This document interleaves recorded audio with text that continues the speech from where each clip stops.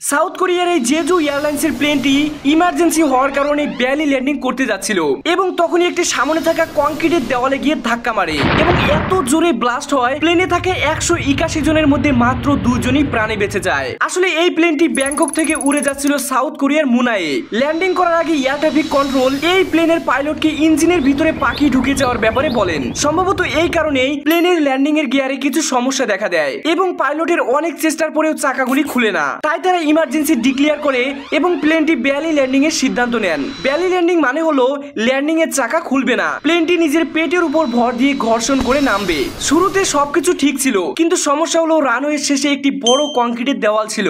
এই প্লেনটা ল্যান্ডিং করার সময় সেই দেওয়ালের মধ্যেই ধাক্কা মারে এবং তারপর একটি বড় বিস্ফোরণ হয়। এই দুর্ঘটনায় প্রায় 179 জন মারা যান এবং মাত্র 2 জনই প্রাণে বাঁচেন। এভিয়েশন এক্সপার্টরা বলেন যদি এই দেওয়ালটি না থাকতো তাহলে ব্যালি ল্যান্ডিং সাকসেসফুল হতো। দর্শক ভাবুন তো, আমরা মৃত্যুর পরে কোথায় যাই? আর যদি এই পৃথিবীতে নাই থাকি তাহলে এত অস্থিরতা কেন?